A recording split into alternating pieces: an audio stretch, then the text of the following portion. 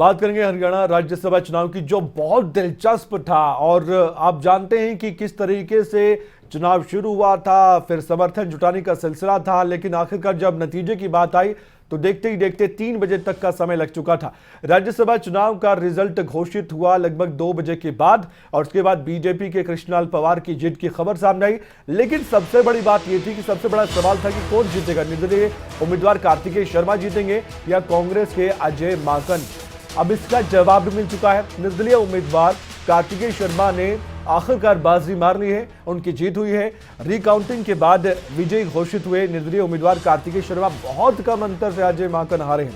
कांग्रेस उम्मीदवार अजय माकन को हार का मुंह देखना पड़ा, हार का सामना करना पड़ा है, और इसके कई वजह भी है। एक तो यह है कि एक वोट इनवैलिड हो गया था, ये सबसे बड़ी वजह है। कुलदीप बिश्नोई भी एक बड़ी वजह मान रहे हैं।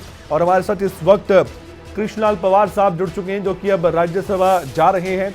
कृष्णलाल पवार जी, सबसे पहले तो बहुत बहुत बधाई, आप राज्यसभा जा रहे हैं।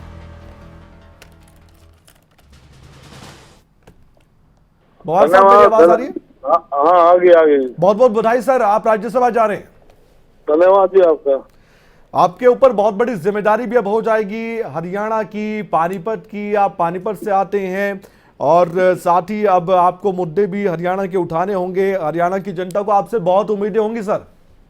बहुत बहुत धन्यवाद। इसके लिए मैं सबसे पहले देश के प्रधानमंत्री नरेंद्र मोदी जी का, राष्ट्रीय अध्यक्ष का अमित शाह जी का, और विशेष तौर से हरियाणा के मुख्यमंत्री मनोहर लाल जी का और ओम प्रकाश धनखड़ का धन्यवाद करता हूँ कि सर्व अनुसूचित जाति समाज हरियाणा को, एक मेरे जैसे छोटे से कार्यकर्ता को राज्यसभा का सदस्य बना करके सांसद बनाया, उसके लिए मैं केंद्रीय संगठन का और प्रदेश संगठन का बहुत बहुत धन्यवाद करता हूँ।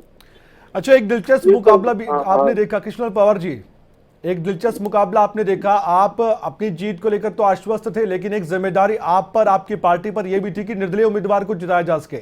उसको लेकर क्या कहेंगे? बहुत मेहनत की आपकी पार्टी ने भी। इसके लिए भारतीय जनता पार्टी के वरिष्ठ नेताओं का और माननीय मुख्यमंत्री का धनखड़ साहब का धन्यवाद करता हूँ कि उन्होंने, जो जनप्रतिनिधि होते हैं जी, वो अंतर आत्मा से वोट देते हैं। तो इसलिए कुलदीप बिश्नोई ने भी अंतरात्मा से वोट देकर के ये कहा कि आज के दिन देश में नरेंद्र मोदी के हाथ मजबूत करने बहुत जरूरी है, क्योंकि आज देश को सुरक्षा की दृष्टि से, विकास की दृष्टि से, हर लिहाजा से नरेंद्र मोदी देश को संभाल सकते हैं। इसलिए उन्होंने ये बयान दिया था कि अंतरात्मा से सभी विधायक मतदान करें, उसी कड़ी में उसने किया है।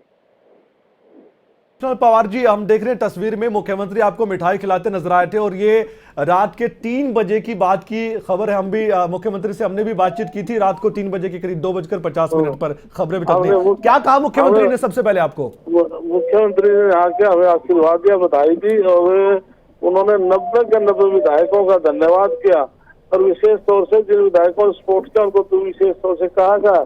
90 के 90 विधानसभा के सदस्यों को माननीय मुख्यमंत्री जी ने बधाई दी थी।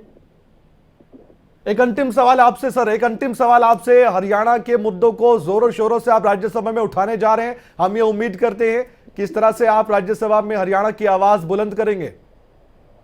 बिल्कुल, निश्चित तौर से जो भी कोई इशू हरियाणा के होंगे उसको राज्यसभा में उठाया जाएगा, और जो प्रदेश का जो राइट है या हक है, जो वो केंद्र सरकार से जो भी कोई पैकेज है और कोई विकास के काम है, उन सब में पूरे हरियाणा प्रदेश की भागीदारी ऊपर से दी जाएगी। बहुत बड़ी जिम्मेदारी आपके कंधों पर होगी। बहुत बहुत शुक्रिया कृष्णलाल पवार साहब, आप हमारे साथ जुड़े और राज्यसभा जा रहे हैं। कृष्णलाल पवार नवनिर्वाचित सांसद हैं और अब राज्यसभा जाएंगे। इसके अलावा निर्दलीय उम्मीदवार कार्तिकेय शर्मा भी राज्यसभा जा रहे हैं। तो ये 2 जीत हुई है हरियाणा में, 2 सीट थी, 2 जीत हुई है। अजय माकन एक और उम्मीदवार थे कांग्रेस के, और उनके पास आंकड़ा था, कांग्रेस के पास आंकड़ा था। आप जानते हैं 31 वोट थे कांग्रेस के पास, लेकिन क्या हुआ, कैसे हुआ, ये सभी जानते हैं। कुलदीप बिश्नोई ने क्या किया, एक वोट इनवैलिड हुआ, उसका फायदा सीधे सीधे निर्दलीय उम्मीदवार कार्तिकेय शर्मा को मिला, जबकि बीजेपी आश्वस्त थी कि कृष्णलाल पवार तो जीतेंगे ही।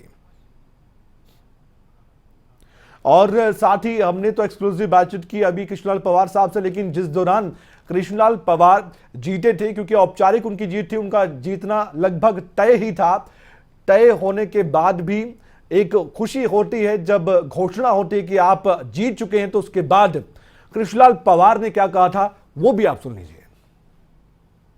दोनों सीट जीत ली, नंबर नहीं बताऊंगा क्योंकि इलेक्शन अभी डिक्लेयर नहीं किया। दोनों सीट जीत ली, नंबर नहीं बताऊंगा क्योंकि इलेक्शन अभी डिक्लेयर नहीं किया। दोनों सीट जीत ली, नंबर नहीं बताऊंगा क्योंकि इलेक्शन अभी डिक्लेयर नहीं किया। दोनों सीट जीत ली।